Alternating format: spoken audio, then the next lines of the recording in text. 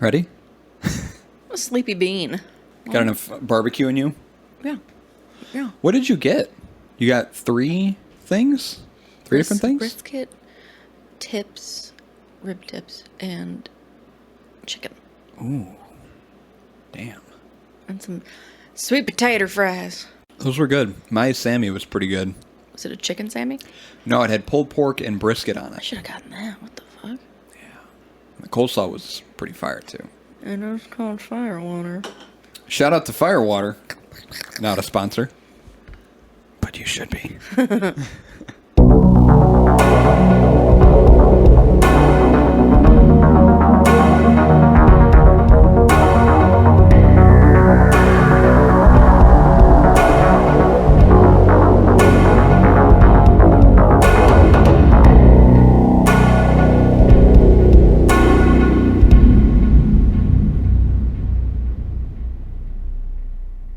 Welcome. There we go. To the 50th. Oh, I forgot it was the 50th. Whoops. This is a very special episode because it is our 50th. Oh my gosh. 50th episode. My name is Zach. My name's Paige. Can you believe it? 50 episodes? Yeah, I remember when we first started and you were like, how long do you think we're going to do this for? Maybe a couple more. And we made it to 10 episodes and we celebrated. Remember those balloons? And your trombone. And my trombone. Those balloons were the best. I can't believe how hard you celebrated 10 episodes. Yeah, I was super into it. I actually listened to that episode recently, and just listening to you crack up when you saw those balloons, it was so fun. It was pretty fucking funny. This is 50 episodes of Beer and Fear. This is awesome. Thanks for listening, whoever you are, if you're listening. Thanks for watching, if you're watching. Whatever. However you want to absorb finger gun action for the camera. material. So before we get into our weeks, I have a special thing for 50. Mm-hmm. Is it champagne? Oh, man. That would have been a great idea. Yeah, I'm full of those. Oh, those are so cute. I bought some Burgess little like stout glasses. They're cuties. Yeah, little cutie glasses. That's the size I want to drink whenever I drink stouts. Just enough to taste. Exactly. So they're supposed to be for stouts or like really like high hop dark beers. I don't know. I'll have to look it up. But they're so cute and tiny. I know, and Don't break them. I've wanted try not to break them. I've wanted glasses like this for a while. I think the glass is a little bit thicker, so I should be good. Those Spiegel Yeah. glasses are very thin. Yeah, they're got to be careful with those. I still have 2 of them. When you went back because you broke the other one, Yeah. was the same cashier there? No. Damn. That would have been funny though. That would have been great. The second one didn't ask me, oh, just one? And I had to explain myself, so she was just like, okay, 1 glass, you got it, here you go. So, but yeah, Burgess beer glasses. Hope we get to use those at some point for different types of beer, or just I'm expanding my glass palette here. You do have a lot of booze. Yeah, and a lot of glassware. So my entire apartment's gonna be a bar pretty soon. Sure. So there you go, 50 episodes. We got some glasses. Yes, go us. How was your week, Paige? We did it. Meh. Meh. Yeah. Meh. Meh. Anything to share? Not really. Work's good. I'm enjoying that. Good. Meh. All right. Oh, we're playing Skyrim on Twitch. Yeah, that's fun. That was a lot of fun. It kept fucking up. Yeah, despite the crashes. Hopefully that gets better. The more we play and the more I figure things out. Hopefully we'll figure the whole situation out so you can host, because hopefully that'll be less taxing on my computer then also. I could always stream. Yeah, we're going with the flow right now. But our first video is on Twitch, twitch.tv/beerandfearcast. If you want to watch it, it's broken up into 3 videos or 4 videos because that's how often my computer crashed during the process. But it was a lot of fun. We got some clips too. I made some clips on Twitch for the first time in my life. I had to figure out how clips work, but it was funny. I don't feel like I have anything else to report. This week's been a blur. Or the week before has been a blur. Yeah, sometimes it'd be like that. Yeah, dude. I can't think anything. What about you, Butt?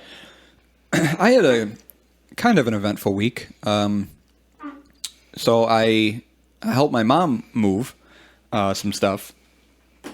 And that involved me having to get a pickup truck.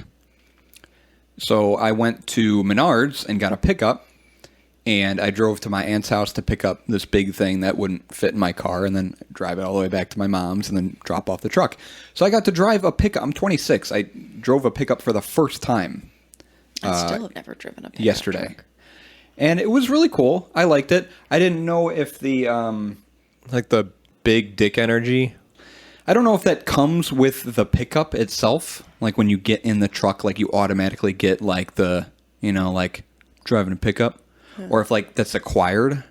Because I didn't like sense that too much when I was in the pickup. I was just like, oh, I'm driving a truck. I associate pickup trucks with older Southern men. I don't know. I associate pickups with dudes who wear camo hats and have those like really like rainbowy sunglasses. Rainbow? Oh, like aviators? Yeah. Rainbowy sunglasses? No, there's like these sunglasses that have gotten really popular lately that are like in oranges and purples and blues. And they're pretty big, but I associate them with that. Okay. I can kind of visualize the person that you're describing, but I don't know. I just didn't... I like my small car. I mean, I also lived in the South for a while, so that's probably why. Yeah, I like my small car. I didn't really get much out of it. It was nice. It had pretty good pickup. Allison has a cute little car. She's got like a Chevy Spark. I'm like, if any car fit her personality, it is that one. Just adorable. No, but that was fun. I don't know. I don't get the appeal, maybe, of pickups then, is my point, my entire point of all that. And then my washing machine broke. I think finally. I remember there was like forever episodes ago, my washing machine, I had sort of a panic mode trying to finish my clothes. But I was able to fix it. Now I can't fix it. Now maintenance had to come out and they're going to repair something on it. So I had to take all of my clothes out of the washing machine and wring them out by hand and then throw them in the dryer and then start my load of laundry for the drying, which lasted like 2.5 hours because these clothes were more wet than they normally were. Oh, they were heavy. Yeah. So I had that happen before. My when I lived with my parents, the washing machine, it didn't wring out the clothes properly, so I like tried to throw them in the dryer, and as soon as I turned the dryer on, it was just like, oh, it just moved a little bit. Oh. I was like, well, that's not gonna work out. Back in the washer. I did that once before with really wet clothes, and then turn the dryer on, then you just hear. It's like, okay, maybe those should go back in there. But I told my aunt that, and she's like, I would have like put all the clothes in a bag and like taken them to a laundromat to wash them. I was like, I get it, because they're kind of sitting in soaking water that's not exactly clean, but not exactly dirty. Like they were washed, and the rinse cycle had gone, but they were still kind of sitting in soaking water. Sure. I was like, I don't want to do that. I don't have time to do it. Put all my wet clothes in a bag. I don't know. Just stay at a laundromat and watch them? What the fuck? Yeah, I've never been to a laundromat, and I'm not about to start now, but I was like, it's fine. I'm going to wear them. They're not dirty. I smelled them. I smelled my clothes to make sure that they weren't dirty. I smelled each and every article of clothing as I took it out of the dryer. I was like, yep, that's good. Big old Yep, whiff. that's good. That's good. So they were fine. They were clean to my standards, at least. So Good for you, bud. But it was annoying. I'm upset. I can't wash clothes. Yeah, that would upset me too. That's all I got. My mom's moving. I'm going to Michigan tomorrow, and I'm excited. I don't even think you mentioned you were going to Michigan. Nope, going on vacation. Michigan. Be a lot of fun. I am ready. Our beer is from Solemn Oath Brewing. Oh, Jesus. What's that mean? She's super negative this episode. Oh, fuck. Oh, not again. Are you serious? For realsies and for seriouslies. Our beer is from Solemn Oath Brewing. They are at 1661 Quincy Avenue, Unit 179 in Naperville, Illinois, 60540. I forgot they were in Naperville. We haven't done them in so long. No, we haven't done them at all. I thought we did them before. No, we've never done Solemn Oath. It's the first time we're doing Solemn Oath. Trying a beer from them. And what better episode? Let's start with 50. So Google says that this is a 2-minute walk from Center Stage Theater. Which it is. Relevant. Yeah. I used to work there. What are some of their more popular beers? I'll get into it. Thanks. The brewery just recently, June 18th actually to be exact, opened Solemn Oath's Still Life. tap room at 2919 West Armitage Avenue in Logan Square, Chicago. So they just brand new tap room in Chicago also. There's no real about section that talks about the brewery on their website or Facebook. All it says on Facebook is a craft brewery and tap room in Naperville, Illinois. Yeah. Yes, it is. And we've never done them. Nope. You double checked. Yes. What the fuck? Yeah, never done Selamoth. That's so weird. I think we've talked about doing Selamoth before. Maybe but, we have. they work out of a multi-complex industrial type building. So they have outdoor seating, which they actually modified for COVID. They have these beer domes Oh, look at that. outside. When I went there today, those weren't there. Probably because it's warmer and nicer out and COVID's kind of like on the decline. But they have those outside because the entire inside's an industrial building. Is just their brewery. Sure. So I thought that was pretty cool. They got those domes. They do, they sanitize everything, hand sanitizer, and then they have this cool gun that they spray disinfectant in the dome, and then they vent it, and then people can go in and sit. And it kills 99% of all viruses in less than 5 minutes. I thought that was pretty neat that they do that. But again, they weren't there when I went. If you live anywhere in the Chicagoland area, you've probably tried or at least heard of many of Selamoth's flagship beers, such as Lou, Kolsch, Snaggletooth Bandana, American IPA. You've heard of that? Nope. Oh, no, you haven't. Oh, I'm mistaking it for, what's it, Bubblegum? Bubblegum Head? That's Three Floyds. Yes, I'm mixing it up with Three Floyds. Yeah, Snaggletooth Bandana. American IPA. No It's clue. one of their most popular ones. End All IPA, which I've had before. It's delicious. Nope. There's one called Kidnapped by Vikings, Nope. American IPA, or Be All Pale Ale. Nope. The brewery also does plenty of collabs with other Chicagoland breweries. They even collabed with Run the Jewels, releasing City Water Ooh La La Pink Lemonade Hard Seltzer. Oh my god, I want to try that. What the fuck? Based on that, I think they still have it, based on that track. Pink lemonade. Ooh La La, ah wee wee, which I played in my car a billion times. Yes, multiple times. That's pretty much it about Selamoth. They're in Naperville. They're awesome. And I was there because I went to Center Stage and said hi. I need to look at more of their some people. beers because I feel like continue on. Actually, opposite of that, I went to Center Stage because I was picking up a beer from Selamoth. The beer that we are trying is called Unholy Goat.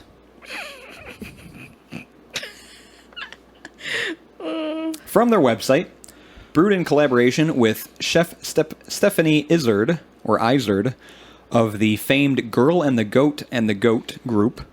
Girl and the Goat and Goat. You are nailing this. That's what it says. Girl and the Goat and Goat group. Girl in the Yeah, you're doing much better. thanks. Of Chicago restaurants. Unholy Goat is a Tartshake IPA with watermelon, pineapple, chili, lime, and sea salt. From Facebook, this is the Facebook post when it came out, which I think is in...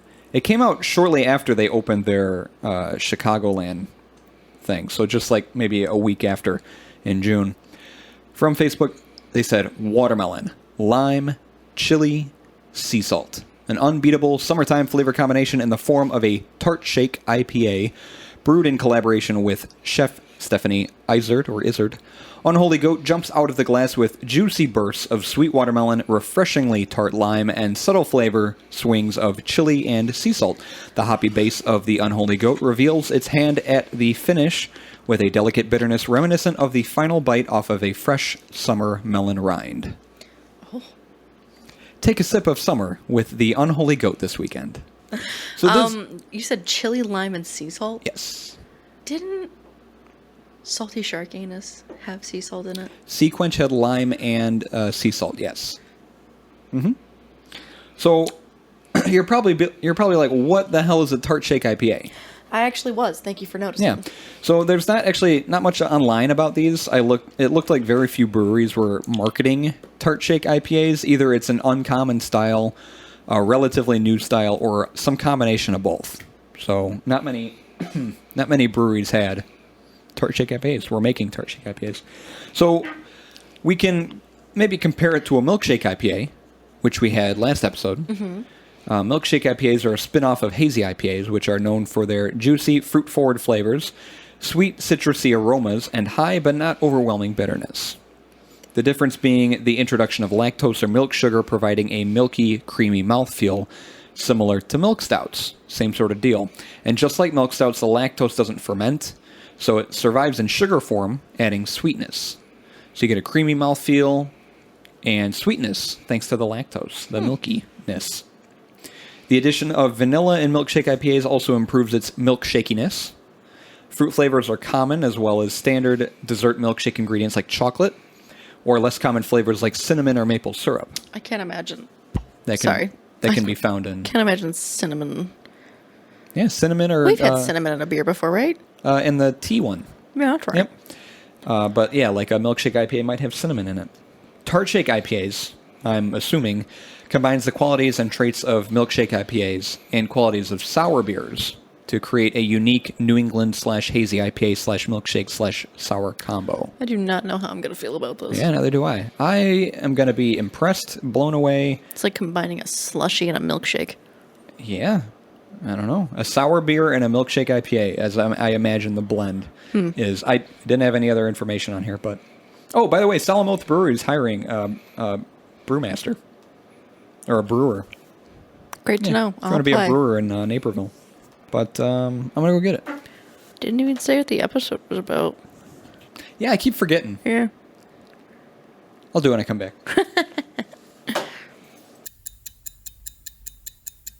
So, this episode, I neglected to say, is on exorcisms.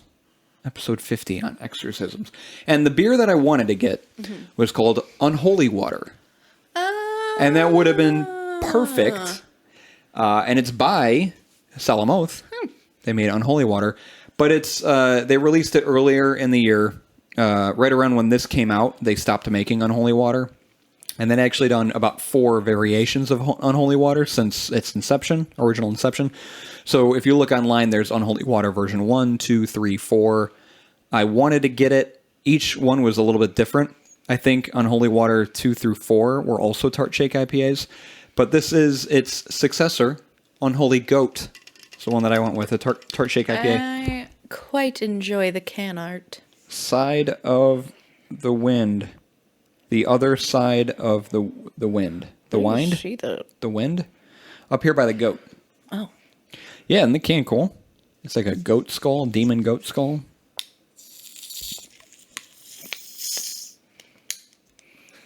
Did a demon just escape from the can? Kind of feel like it. Ooh. It smells watermelon-y. You make the weirdest faces. I'm glad we're recording video now, that people can actually see them. Because you've been doing this for the last 50 episodes. I don't know how I feel about that smell. I don't know, I just smell watermelon, a little bit of like a kick of something. Like maybe it's a lime and salt combo.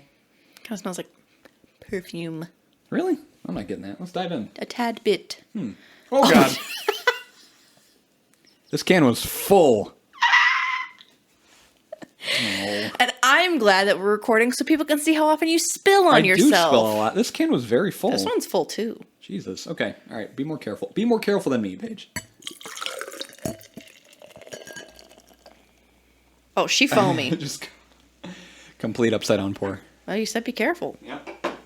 I take that very seriously. No. Look how hard I tried. Pants are all wet. Well, that's what happens when you spill on yourself. The color is light. This foam will not go away. I'd say a little bit lighter than like a hazy IPA. Jesus, can you relax over there? It just smells weird. It smells even worse out of the can. I don't know what you're picking up. I don't know, I just think it smells weird. You're taking your preconceived notions of the description and letting them influence your smell. Excuse you. I am very open. I don't have a problem with the smell. I think it smells I'm great. not a big fan of the smell. Yeah, the color's a little bit lighter than a hazy IPA. It's more clear, too. It's not hazy, really. Kind of just looks like a regular IPA, or an APA, you know? It, like, smells weird, so I just keep diving back in to get a whiff, and I regret it. You're ridiculous. What, am I not allowed to critique things? Don't stifle me. It's so surprising whenever this happens when we get. It's surprising to me when we get something that, like, I pour it and we look at it and we try it, and I'm like, I have no problem with this. This is incredible. And then you have just a complete polarizing opinion. It just always blows me away every time. We have different palates. Yeah, you're allowed to have your opinions, exactly. But don't be surprised when I criticize them all the time. No, I have no issues with it. It smells like watermelon. Have you disliked any of the beers that I've picked, or are you just like pussyfooting and not telling me the truth? I'll have to look at the beer list. I can't remember. I'm sure I've disliked because it too. it seems like most your reactions aren't as like yeah, maybe not as drastic, intense as mine. Yeah, I'm much more open to things. No, when I'm saying your reactions are different, I'm saying that you're just kind of like, like tame. Yes. Yeah. I don't feel like you know what you need to be more vocal in your opinion. Yeah, I'm not a mean person. Are you saying I'm mean? No, I'm just saying I feel like I would need to be mean in order for me to criticize something with that much intensity. Kind of feels like you're saying I'm mean. You don't have to be mean in order to do that. You're a different person. You can do that. You have the ability to do that. Criticize something intently. I need to be mean to do that. You just you get a baby clink. Pull away from the clink every time. It's so good. Delicious. Ooh. Love it. Yeah, just go ahead, drop your tongue in there. Yeah, that's fine. Like a cat. That is wild. I mostly just taste the watermelon. Mostly just tastes like watermelon to me. I don't really taste... I was expecting worse. See? You smell it and all these faces. And... It smells weird to me. I guess chili maybe, but I don't know. Lime is there. Watermelon is... It kind of makes me think of sea quench because of the sea salt and lime. It's kind of got that sort of twist to it. Similar, yeah. Not as intense, like you opened your mouth at the bottom of Salt Lake, you know. Just imagine that. You're just... Mm-hmm. That's that beer. No, this is tasty. It's fruity. It's easy to drink. It's tart. kind of got a... I think the tartness is what's making me kind of like weird about it. Do you... I don't even... Do you like sour beers? Yeah. Okay. We've talked about this before. Yeah. It's like you don't even know me. I just feel like you don't particularly order sours very often. I know Jack's a big fan of them. When was the last time you and I went out and got beer? Obscurity. Yeah. I don't think we had a single sour that day. Oh, God. Giant mouthful was not the way to go. Oh. Totally. Hey, I won't do that then. Yeah, it's got a very strange sour, tart, salty, sweet thing going on. You know, like what's that chili seasoning? Tahine? So the That's a good description. yeah. Well, the promotional pictures for this, they had this poured in a glass and they rimmed it with tahine. Oh, fuck yeah. And then they had watermelon wedges on the side and a couple limes. So that's kind of the essence of this beer. It's supposed to be watermelon, tahine, you know, Cajun, with some lime and sourness. I don't know. I like it. It's unique. It's definitely not high up on my list for the last 10. It beats a lot of other beers that I've tried on the show, like the last 49 episodes. But based on these last 10, I don't know. It's a good beer. Do I really make weird faces? Like you smelled it and you went, Oh, God. yeah, just you're really good at outward expressions. Look at those stumps. Yeah, they hang on. I'm pulling up the beer list on here because it'll be easier to... Since this is our last beer, Yeah. we're going to do some moving around, I'm sure. So, totaling everything up, it is a tie for our number one beer between Terradome and Blackberry Grunt. Terradome was my number one. Blackberry Grunt was your number one. Both your picks. Yeah. And they were each of ours number twos. Your number one, my number two. My number one, your number two. And then the worst beer, Discovery Amber Ale from Greens, which technically was their IPA, which we talked about. It wasn't their Amber Ale. I'm so bad about that. And then everything else was kind of in the middle. Runner-up would be Son of Shaky, which rated that a 3. Each gave it a 3. So, pretty cool beers this, whatever, it's season. It's not really a season, but last 10 episodes. Segment. No.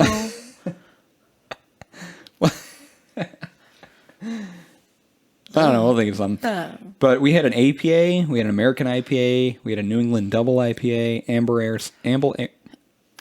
Ale, There you go. Sour Ale, Imperial Triple IPA, Brown Ale, Cream Ale, Milkshake IPA, and Tartshake. All of these were different. We said we were going to be we'd have more variety this time. Instead Instead of just a bunch of DDHs. Yeah, DDHs and New England IPAs. We didn't double up at all these last 10. Each beer was different. I kept redoing breweries, but at least they were different types of beers. I actually paid attention to what I was picking out instead of looking at the pretty colors. Yeah, we did Saint Laurent twice, Pipeworks twice, but My bad. no, they were. Saint Laurent is just killing it. You know Saint what I Laurent saw? is killing it. You know what I saw at Benny's? A new Saint Laurent beer, and I almost picked it, but I was like, no, that's too much Saint We Laurent. should start doing. Hey, I'm all open to it. I might do another Saint Laurent beer. We just keep hyping them. Yeah, ever since the first one, it was delicious, and we can do them for bonus episodes. We can. Yeah, I'd be glad to pick another Saint Laurent episode. Saint Laurent beer for an episode. Exorcisms. Here we go. Exorcism is the religious or spiritual practice of evicting demons and jinns or other spiritual entities from a person or an area It sounded like you were about to give a. that is believed to be possessed. Let me finish my sentence. I thought you were done. Sounded like you were gonna give a definition. Exorcism. Or like the dictionary when you hit the speaker button. Exorcism. You could be that person. Yeah. Yeah, full time. That's your new job. Thanks. Depending on the spiritual beliefs of the exorcist, this may be done by causing the entity to swear an oath, performing an elaborate ritual, or simply by commanding it to depart in the name of a higher power. The practice is ancient and part of the belief system of many cultures and religions. Requested and performed exorcism began to decline in the United States by the 18th century and occurred rarely until the latter half of the 20th century, when the public saw a sharp rise due to the media attention exorcisms were getting. There was a 50% increase in the number of exorcisms performed between the early 1960s and the mid-1970s. 1960s and 70s? And the mid-1970s. An increase. Yes. See. In Buddhism, the practice of reciting or listening to the Parita, began very early in the history of Buddhism. Parita is generally translated as protection or safeguard. It refers to the Buddhist practice of reciting certain verses and scriptures in order to ward off misfortune or danger. Okay. Just for a little Fun fact. It is a Buddhist practice of reciting certain verses and scriptures from Pali Canon. Canon? Canon? Yeah. It's canon, right? Like for anime? Or like Harry Potter canon? Or No. In order to ward off misfortune or danger, like I said. Probably The belief in the effective spiritual power to heal or protect. Or... How do you spell that? several scriptures in the Parita, like Metta Sutta, Ratana Sutta, and Ratana Sutta, can be recite for exorcism purposes. In Tibetan Buddhism, the ritual of the exorcising ghost day is part of Tibetan tradition. The Tibetan religious ceremony Gator, literally offering of the 29th, is held on the 29th of the 12th Tibetan month, with its focus on driving out all negativity, including evil spirits and misfortunes of the past year, and starting the new year in a peaceful and auspicious way. I need that. I need that in my life. The temples and monasteries throughout Tibet hold grand religious dance ceremonies, with the largest at Potala Palace. Families clean their houses on this day, decorate their rooms, and eat a special noodle soup called guthuk. In the evening, the people carry torches, calling out the words of exorcism. It sounds delicious. Guthuk. Guthuk. Give me some guthuk. When people say torches, all I can think about is that rally where those dudes held tiki torches. Oh, I didn't see that. What? It was in the news. A rally with tiki There was torches? a bunch of like white supremacists that were getting all butthurt and they couldn't find torches, so they went to like Party City most likely and got tiki torches, and they were just like, we don't like people, and we're just like, we don't like you. Tiki torches. It's like, who the fuck takes you seriously with tiki torches? It looks like you're trying to like ward off mosquitoes. Well, that's a good question. Where do you find torches? Where would you find a couldn't you torch? just make them? Go chop down a fucking tree, cut them down. That's too much work for those guys. Well, I mean, they have money. Clearly, I'm holding people to higher standards. They have money, and the easiest thing, they just need to spend the money. It's embarrassing. They were all in like white polos. How do you make a torch? You just grab a stick and then some rope, and then dip it and light it on fire? I think there's a whole process. Yeah. It's got to be dipped in like a wax of some kind or something. I don't know, so it burns longer. In Christianity, exorcism is the practice of casting out or getting rid of demons. In Christian practice, the person performing the exorcism, known as an exorcist, is often a member of the Christian church, or an individual thought to be graced with special powers or skills. The exorcist may use prayers and religious materials such as set formulas, gestures, symbols, icons, amulets, etc. The exorcist often invokes God, Jesus, or several different angels and archangels to intervene with the exorcism. Did you ever see The Exorcist? Yeah. Funny. I'm going to talk about it Okay. in my section. Yeah. When was the youngest you saw The Exorcist? I don't remember. How old do you think you were? It's been a while. I've only seen it once. Only once? Yeah. You should watch it again. We should have watched it today. Well, we didn't have time, but yeah, great movie. It's terrifying. I saw it at a younger age, and yeah, it's pretty scary. Protestant Christian exorcists most commonly believe the authority given to them by the Father, Son, and Holy Spirit, or the Trinity, is the sole source of their ability to cast out demons. In general, people considered to be possessed are not regarded as evil in themselves, nor wholly responsible for their actions, because possession is considered to be unwilling manipulation by a demon, resulting in harm to self or others. Therefore, practitioners regard exorcism as more of a cure than a punishment. The mainstream rituals usually take this into account, making sure that there is no violence to the possessed, only that they be tied down if there is potential for violence. However, there are biblical verses, like John 13:27, that implicitly convey that demonic possession can be voluntary, as exemplified in individuals like Judas Iscariot, who willingly submitted to the devil. The Catholic Church, however, says that exorcisms are performed in the name of Jesus Christ. A distinction is made between a formal exorcism, a solemn exorcism, which can only be conducted by a priest during a baptism or with the permission of a bishop, and prayers of deliverance, which can be said by anyone. The Catholic rite for a formal exorcism, called a major exorcism, is given in section 11 of the Ritual Romanum.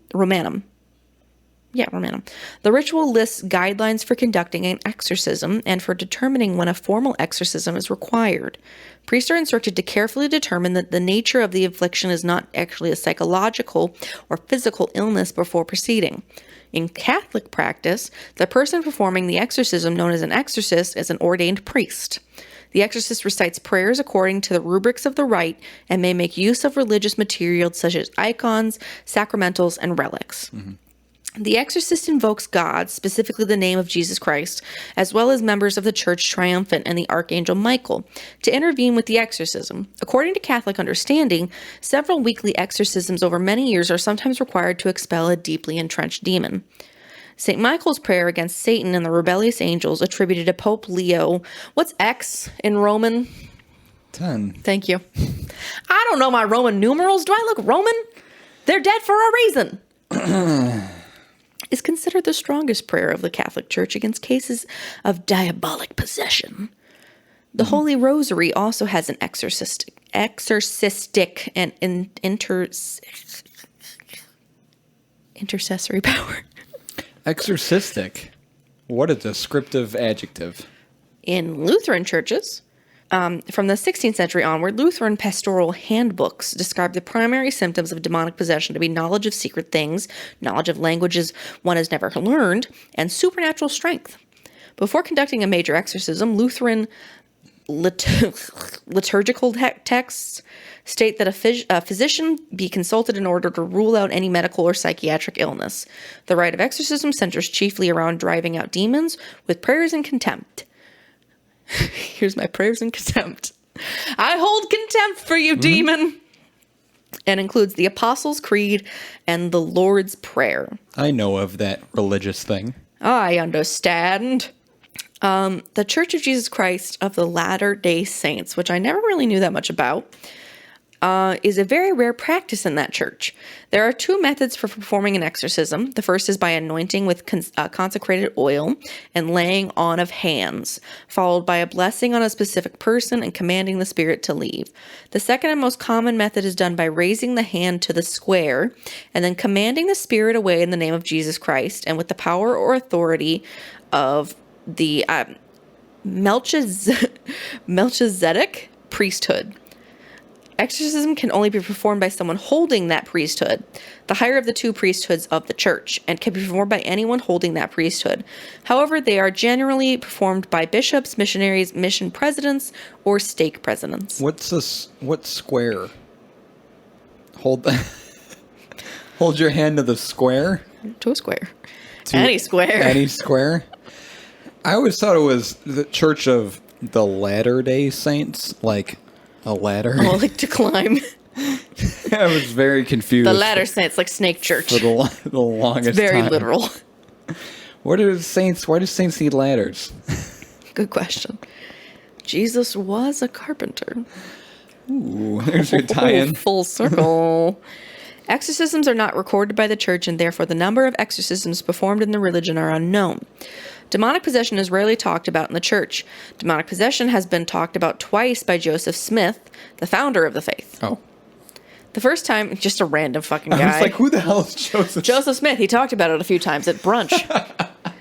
The first time refers to his experience during the first vision, and he recorded the following in his 1831 account of the first vision. I kneeled down and began to offer up the desires of my heart to God. I had scarcely done so when immediately I was seized upon by some power which entirely overcame me and had such astonishing influence over me as to bind my tongue so that I could not speak. Thick darkness gathered around me, and it seemed to me for a time as if it were doomed to sudden destruction. But exerting all my powers to call upon God to deliver me out of the power of this enemy which had seized upon me, and at the very moment when I was ready to sink into despair and abandon myself to destruction, not to an imaginary ruin, but to the power of some actual being from the unseen world, who had such a marvelous power as I had never felt before in any being. Just at this moment of great alarm, I saw a pillar of light, exactly over my head, above the brightness of the sun, which descended gradually until it fell upon me. Did you like that? That's intense. Thanks. His second experience comes from a journal entry in which he talks about the time he performed an exorcism on a friend, but it does not go into detail about that.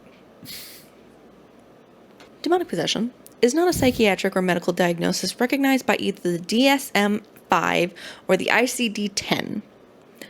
Sounds like handbooks.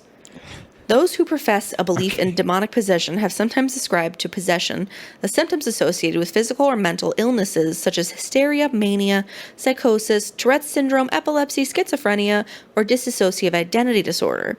Additionally, there's a form of monomania called demonomania. Demonomania. It sounds like a pay-per-view program that you'd watch on TV. Or demonopathy. Like WrestleMania.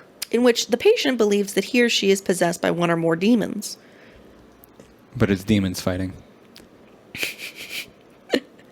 The illusion that exorcism works on people experiencing symptoms of possession is attributed by some to placebo effect and the power of suggestion. Some cases suggest that supposedly possessed persons are actually narcissists or are suffering from low self-esteem and act demonically possessed in order to gain attention. Within the scientific community, the work of psychiatrist M. Scott Peck, a believer in exorcism, generated significant debate and derision, which much was made of his association with and admiration for the controversial Malachi Martin, a Roman Catholic priest and a former Jesuit? Despite the fact that Peck consistently called Martin a liar and a manipulator, other criticisms leveled against Peck included claims that he had transgressed the boundaries of professional ethics by attempting to persuade his patients to accept Christianity. Narcissism part is interesting. Like just attention seekers. You've seen like like footage of really popular like televangelists where they have people come up on stage and Yeah. you know, they're supposed to be performing some type of exorcism or something, and the person's like flailing, and it's all acting. Mm-hmm. It's fucking weird. It's so weird. In Taoism, exorcisms are often performed because an individual has been possessed by an evil spirit for one of two reasons. The individual has disturbed a ghost regardless of intent, and the ghosts now seek revenge. And a live person could also be jealous and uses black magic as revenge, thereby conjuring a ghost to possess someone. Yeah. The I use my Fashi. black magic all the time when I'm jealous. Do you? Every time I'm jealous, Will you? I use black magic. I keep bumping the freaking mic. Are you done? No, I'm done. Who are both Chinese ritual specialists and Taoist priests, are able to conduct particular rituals for exorcism. Historically, Taoist exorcisms include a usage of fulu, chanting, physical gestures like mudras, and praying as a way to drive away the spirit. The leader of these exorcism rituals, who are Tang Qi, I think, that invited the divine powers from the deities and conducted dramatic performance to call it against the demons so the village can once again have peace. The leaders strike themselves with various sharp weapons to show their invincibility to ward off the demons and also let out their blood. This form of blood is considered to be sacred and powerful, so after the rituals, the blood is blotted with talismans and placed on the door of houses as an act of spiritual protection against evil spirits. Sorry, Allison was texting me. I got distracted. That's it, that's my section. That's my section. So, Interesting. I'm yeah, going to talk about a few things. okay. First, I'm going to start with 10. Count them. 1, 2, 3, 4, 5, 6, 7, 8, 9, 10. Good. I should have done the count for Miss Sesame Street. Yeah, those amount that you just said, exorcisms, as accounted by Reader's Digest. Oh. Okay. The First source one. for all news. Yep. Reader's Digest. Read it on the toilet when you're shitting. This is Gottlieben Dittus. Is this person's name? Does he diddle people? Hey, come on. Diddles. Gottlieben. Gottlieben. That means God live. Or God life. Or godlike? Or No, God love. I'm sorry. Liebe. Gottlieben. No, they're German. God love. Gottlieben Dittus. In 1842, German villagers noticed strange goings-on at the home of a 28-year-old woman named Gottlieben Dittus. What were the strange going-ons? I'll tell you. Okay. Dittus claimed her house was haunted and soon began slipping in and out of what others described as trance-like states. But it was only when a religious pastor commenced an exorcism that things went truly nuts. Oh. Dittus became violent, requiring physical restraints for 2 torturous years, during which the pastor performed various exorcism rites. Dittus vomited glass, Whoa! nails, and blood, of course. Oh, of course. Because Yeah. all the glass and nails. With glass and nails comes blood. Finally, Dittus informed everyone the demons were gone and stated that Jesus is victor. I would not believe her. Just all of a sudden, well, after vomiting glass and nails, I don't mean shit. you wouldn't believe her afterwards. I believe that she was possessed. I just don't believe that she was unpossessed. Oh, yeah, she was like, no, Lying. everything's fine now. The demons took over. That's Got it. not did us anymore. Clara Germana Cele. C-E-L-E is the last name. Okay. Cele. Chile. A 16-year-old from South Africa, Clara Cele, was heard making a pact with the devil and soon began behaving erratically, Okay. tearing at her clothes, growling, speaking in tongues, and demonstrating superhuman strength. Oh. In 1906 and 1907, 2 priests performed exorcisms on Clara, during which her skin burned when touched by holy water, and her body levitated before 170 witnesses. Damn. But after a noxious smell was observed leaving her body, Clara was deemed free of evil. She farted the demon out. Farted the demon out of her butt. A noxious smell. Can you just imagine that's how, like, the alternate ending to the movie The Exorcist? The power of Christ. It's going on for too long. Stop. Yeah, it's like 2 minutes. All right, well, I guess she's okay. This house is clean. Anna Eckland. That was the other movie. Poltergeist. Anna Eckland was not her real name, but it's the one people associate with this classic American case of demonic possession, thanks to the 2016 horror film, The Exorcism of Anna Eckland. I don't think I've ever seen that. The real girl was born in 1882, and her name is unknown. Her father accused her of being possessed by the devil at age 14 after she refused his sexual advances. Gross. Yeah, how fucked up is that? Yeah. No, I don't want to fuck you, Dad. Oh, God. Oh. You're possessed by the devil. Oh, I didn't like that sentence. Oh. That's essentially what happened. After several gross. years and 2 lengthy exorcisms interspersed by foul play, thanks to Anna's father's lover, a woman named Mina who practiced black magic and introduced another demonic possession. Great. Great job, Mina. Anna was finally freed of her demons in December 1928. Roland Doe, this 13-year-old boy, in the records of this case, his name was changed to Roland Doe due to protect his privacy. Sure. He was mourning the loss of a beloved aunt when he began seeing and hearing strange things. As the possessions worsened, Roland began demonstrating violent superhuman strength. His parents took him to St. Louis in 1949 for a weeks-long exorcism now known as the St. Louis Exorcism. This is the story on which The Exorcist is based. The movie. Roland screamed, cursed, and attacked his exorcist until a miracle, according to the exorcist, finally led Roland out of his trance-like state. The boy simply stated, "He's gone." Oh, he's gone. Yep, he's gone. I'm just now realizing I didn't cover anything else after this beer. I didn't even look it up. This beer is 6.5% ABV. Wow, you didn't cover shit. I What didn't is cover wrong shit. with you? 6.5% ABV, unknown IB or SRM.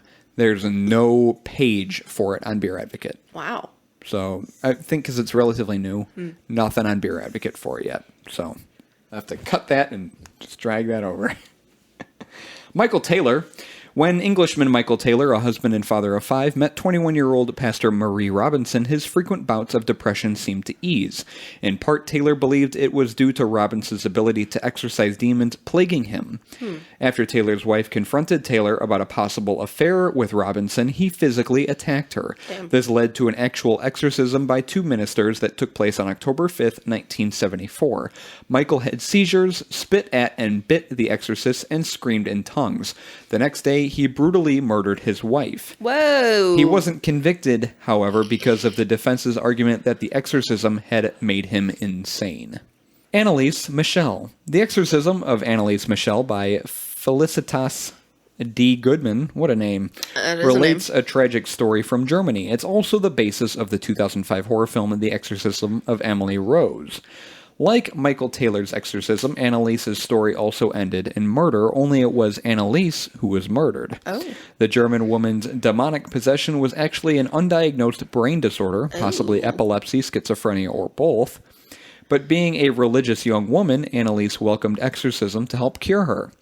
After 67 attempts, each unsurprisingly unsuccessful, the 23-year-old succumbed to starvation. Oh. 2 of her priests were convicted of homicide. Damn. The Exorcism of Gina. In 1990, Reverend James... No last name.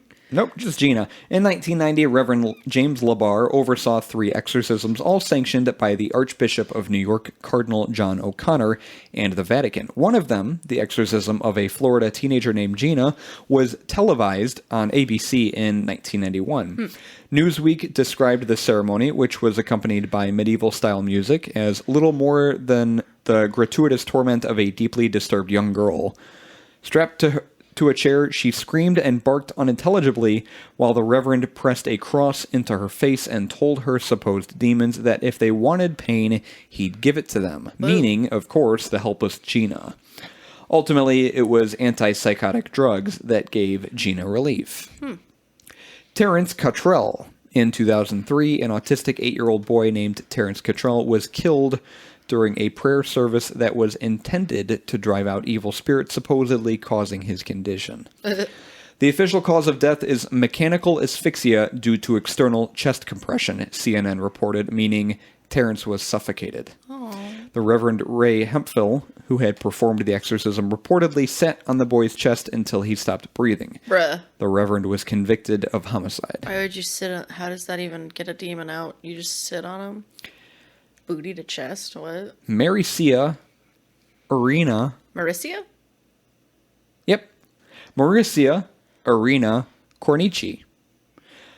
What a name. Romanian nun Maricia Arena Cornici was 23 when she began hearing voices. She thought it was the devil talking to her. Although she was treated for schizophrenia, she relapsed and was then subjected to an exorcism, bound to a cross, gagged with a towel, and left in a dank convent room for 3 days without food and water. Whoa. Cornici died of suffocation and dehydration, according to CBS's coverage of the case. That made me think, you talked earlier in your section about, like, they're not supposed to be violent. Yeah. There's a lot of crazy shit. Very aggressive with exorcisms. Last one, 10th Someone one. didn't get the memo. Christie Bamu. On Christmas Day 2010, a 15-year-old boy, Christie Bamu, was beaten and drowned in a bathtub in London by his sister and her friend in an attempt to exorcise evil spirits from the boy, according to BBC. I don't think that's how you perform an exorcism, is drown them in a bathtub. Originally, I'm no expert. Originally from the Republic of Congo, the pair tortured the boy with knives, sticks, metal bars, a hammer, and a chisel until he begged to die. The pair were convicted of the boy's murder. Sad. Fucking crazy. If you think someone's possessed by the devil, just let him be, okay? Just let him be with their devil self. Don't involve yourself. Don't do a self-exorcism. They'll be fine. I don't think they'll be fine. And then I have some fun facts about the 1973 film The Exorcist, Lay 'em on me. which we should watch. Yeah, I'm down. So I don't know how well you'll remember some of these, but Sure. the scene where Reagan, It's been a while. the girl, Reagan, projectile vomits Yes. at Father Is that pea soup? Karras. I don't know if it's pea soup. It might be. But it only required one take. Oh, good for her. The vomit was intended to hit Jason Miller, who played the father, in the chest, but the plastic tubing misfired, hitting him in the face. Yeah. His reaction of shock and disgust while wiping away the vomit is genuine, and Miller admitted in an interview that he was very angered by this mistake. Due to death threats against Linda Blair, who played Reagan, the child, due to death threats against her from religious zealots who believed the film glorified Satan, Warner Brothers had bodyguards protecting her for 6 months after the film's release. In an interview, Jason Miller, who played the father, stated that he had a major verbal confrontation with William Friedkin, the director, after the director fired a gun near his ear to get an authentic reaction from him. He told Friedkin that he's an actor and that he didn't need a gun to act surprised or startled. I don't know, they needed him to act surprised at something. So he fired a gun next to his ear. Yeah, that's the way to do it. On the first day of filming the exorcism sequence, when she's possessed by the demon, Yeah. Linda Blair, Reagan, Yeah. her delivery of her foul-mouthed dialogue so disturbed the gentlemanly Max von Sydow, who played, I think, one of the priests, that he actually forgot his lines. Oh. Some of the lines delivered by the 14-year-old actress at the time who played Reagan. Stick your cock up her ass, you motherfucking worthless cocksucker. Your mother sucks cocks in hell, Karras, you faithless slime. And shove it up your ass, you Wow. Maybe bleep out that one. I'm going to have to censor that one. She was 14. She was 14. A 14-year-old girl saying this stuff. I thought I had a potty mouth at 14. The bedroom set had to be refrigerated to capture the authentic icy breath of the actors in the exorcising scenes. Linda Blair, who was only in a flimsy nightgown, says to this day she cannot stand being cold. Actress Mercedes McCambridge, who provided the voice of the demon, insisted on swallowing raw eggs and chain smoking to alter her vocalizations. The actress, who had problems with alcohol abuse in the past, furthermore wanted to drink whiskey, as she knew alcohol would distort her voice even more and create the crazed state of mind of the character. As she was giving up sobriety, she insisted that her priest be present to counsel her during the recording process. At William Friedkin's direction, McCambridge was also bound to a chair with pieces of a torn sheet at her neck, arms, wrists, legs, and feet to get a more realistic sound of the demon struggling against its restraints. McCambridge later recalled the experience as one of horrific rage, while Friedkin admitted that her performance, as well as the extremes which the actress put herself through to gain authenticity, terrifies the director to this day. That's some devotion. Very. Going back on your Talk sobriety, about method acting. being bound up. The original teaser trailer, which consisted of nothing but images of the white-faced demon quickly flashing in and out of darkness, was banned in many theaters as it was deemed too frightening. You know that face? Mm-hmm. Yeah, that's kind of scary. Yeah. And last one, upon its initial theatrical release, the film affected many audiences so strongly that at many theaters, paramedics were called to treat people who fainted and others who went into hysterics. So at the time, the early 1970s, this was a very different film. Sure.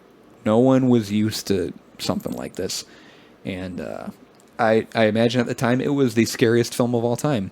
And I remember when I was young and my parents wanted to watch it, and they asked if I wanted to watch it.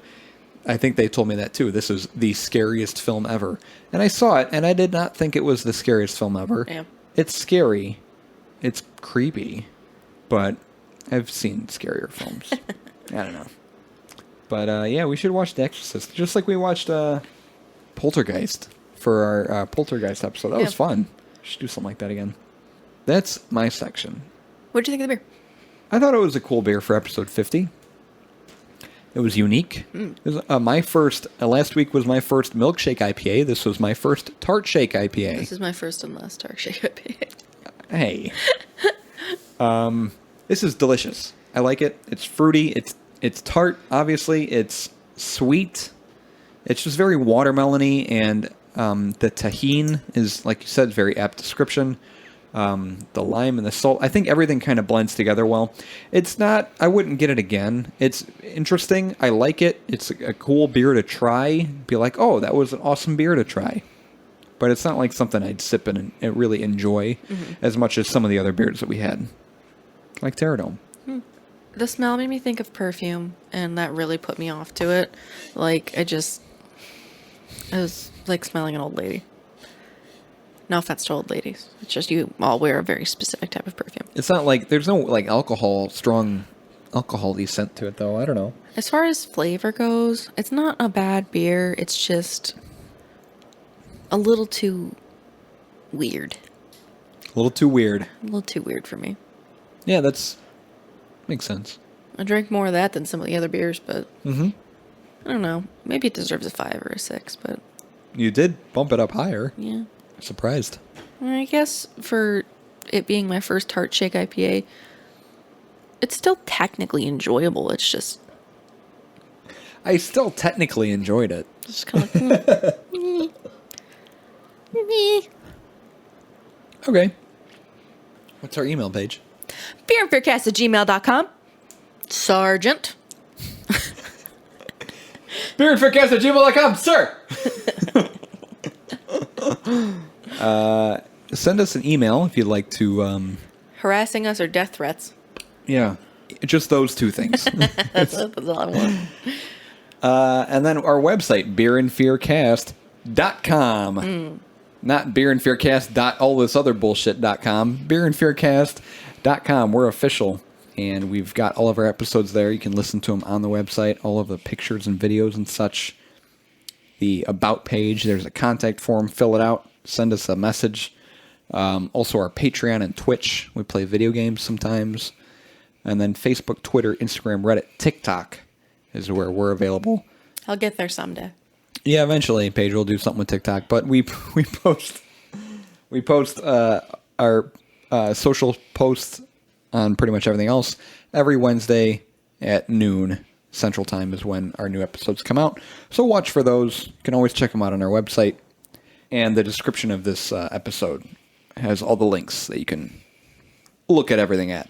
As long as you've got a computer or a phone and an internet connection, you can do it. Thanks for joining us for episode 50. Here's the 50 more.